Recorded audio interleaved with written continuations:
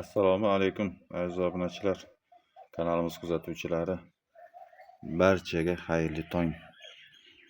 Kunimiz xayrli, barakatli bo'lsin. Hammanglar sog' salomatmisizlar. Ertalabdan ozgina video obzor qilib berilgan savollarga qisqa javob berib o'tishga harakat qilaman. Savollar juda ham ko'p berilgan. Atirgullaringizni kesib, chelinka qilgandingiz yozgi kuni nima bo'ldi? Holati qanaqa deb so'rashgan. O'sha kesilgan atirgullarning holati yaxshi. Yonidan mana qancha shox chiqargan. Mana ko'p turgan yangi shoxlar hammasini chiqargan va ochilishda ham to'xtagani yo'q. Chunki yonidan chiqargan shoxlari birin-ketinlikda ochilishda davom etadi. Mana bu yoqda g'unchalari ham, mana bu tomonda ham g'unchalari ko'p. Bular ochilib bo'lguncha bu tomondagi g'unchalari, yangi g'unchalar davom etadi.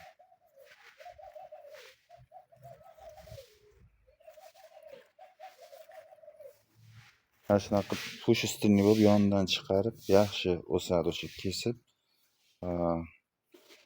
ochilib bo'lgan shoxlarni tagidan kessak, yonidan mana shunaqa ko'p bo'lib shox chiqarib, birin-ketinlikda ochaveradi. Atirgul o'zi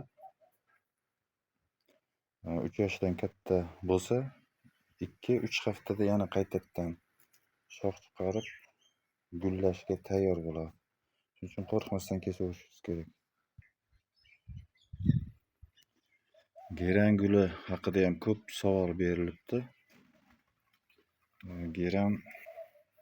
Geran gulini tegi barglari to'kilib sarg'ayib ketyapti deb. Aziz obunachimiz, sizga maslahat, o'sha geraningizni yerga olib eking, hali ham kech emas. Yerdagi oziqaga yetmaydi baribir. Kecha kesilgan gullarimiz yonidan shox chiqarib, holati juda ham yaxshi. Chelinka qilganlarimiz mana 5 kun bo'ldi, mana 3 kun bo'ldi. Mana chelinka qilganlarimiz ham holati yaxshi. Tik quyosh tushmaydigan joyga qo'yamiz albatta. Tik quyosh tushmaslik kerak. Meni mana shu oq geraniman tuvakda tegidagi barglarni tashlab, juda ham hech oziqa berib ham o'ziga kelib turmadi. Mana shu yerga olganimdan keyin kichkina bo'lib qoldi. Qarang qanaqa chiroyli bo'lyapti. Hech tuvakda eplolmagandim. Baribir yerdagi bor minerallar, oziqalar tuvakdagidek bo'lmaydi. Ochiq joyingiz bo'lsa, quyosh tik tushmaydigan salqin joyga eking iloji boricha. Mana shu tashqarida ko'rib turgan gullaringiz tepasi ochiqmi debdi. Yo'q, tepasi ochiq emas. Mana bu tomonda olma daraxti bor. Bu yoqda mana behi, bu tomonda anor. Anorda tegida bu. Mana shunaqa qilib arka qilib qo'yganman. O'shani tegida. Tik quyosh tushmaydi. Orada qaysidir kunni qaysidir vaqtida ko'lanka tushadi. Quyosh botish paytida bu tomonidan tushadi. Narigi tomonda esa skors tomon. Buni katta palomya daraxti bor. Bu polni o'zi agrodni egallab ham turadi soyasi bilan. Tepasida mana shu anor bor. Anorni teglarini men polni shoxchalarini olib tashlaganman. Mana ko'rib turganingizdek, listi yarimigacha. Tepasidan qoldirganman, tepasida meva beradi. Past tomonini esa mana shunaqa ko'rib turganingizdek gulxona qilganman. Tik quyosh tushmaydi.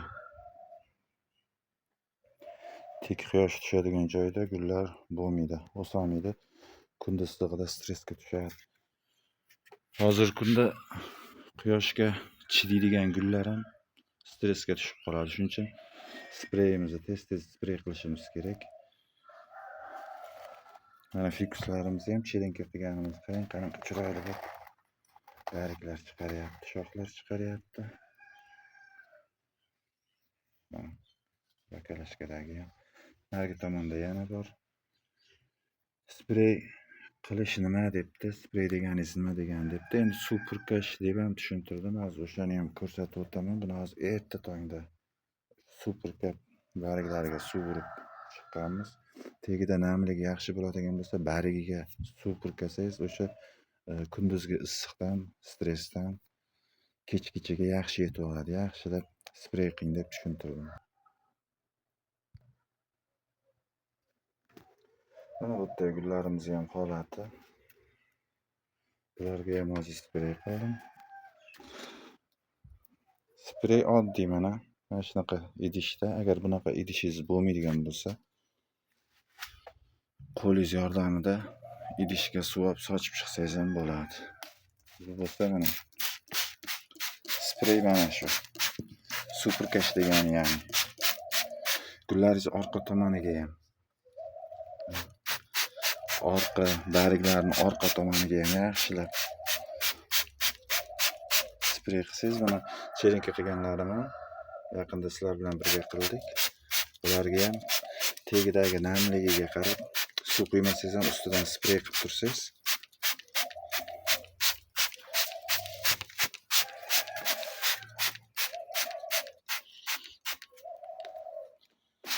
yaxshilab sprey qilaverishimiz kerak. Suvni purkab kunduzgi issiqni kechgachaga yaxshi o'tkazadi. Shunda barglarning orqa tomonlari bilan ham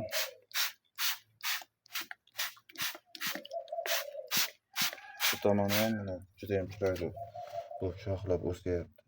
Buni stakanchaga hali turibdi, mana olganim yo'q, lekin shoxlarini chiqaryapti chiroyli bu. Buni ham hali stakanchaga turibdi. Hali olganim yo'q, lekin o'sishi holati yaxshi.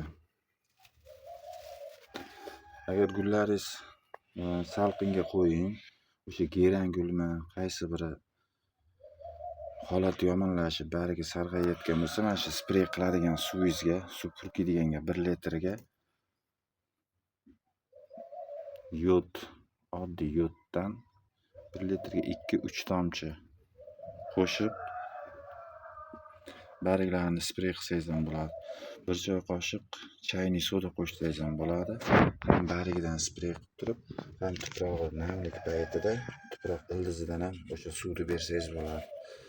Narigi videolarimda ko'rsatganimdek, sutdan yaxshi sutga, masalan 1 litr sutga yarim piyola, 1 litr suvga yarim piyola sut bo'lsa ham qo'shib 2-3 tomchi yod tomizing. Yaxshilab tindirilgan suvga aralashtirib, ildizi orqali bersangiz ham yaxshi o'zgarish bo'ladi. Yantarniy kislota ham yaxshi, stressdan chiqaradi, ildizini ortishiga yaxshi qiladi, barglarni to'kmaydi. Gullarim tomiri ildizi chirib ketyapti, chelenka qilganimni deb nima qilganlar, ildizlatishda ham Ugl aktivniy aptekada ko'mir tabletkasi bor, o'shandan foydalansangiz ham bo'ladi. Maydalab mana shu tagiga ozgina tuprog'ini ozgina qilib maydalab sochib, tuprog'i namlik payti ustidan suv bersangiz, sprey qilsangiz ham ildizlarni chirishini oldini oladi. Gullar immunitetini ko'taradi. Shu narsalardan foydalaning. Shunchaki barg to'kyapti, qurib qolyapti demak, o'shalar bilan ketma-ket shug'ullansangiz yaxshi bo'ladi. Yozda issig'ida juda ham o'z gullarni asrash qiyin. Shunday bo'lsa ham men chelenka qilaman baribir. Iloji boricha salqin joyda saqlashga harakat qilamiz. O'sha aytib o'tgandek sprey faqat ertayu kechqurun ham, kechasi ham barglarni yaxshilab tagidagi namligi yaxshi bo'lsa suv quyib ildizini chertib olmang.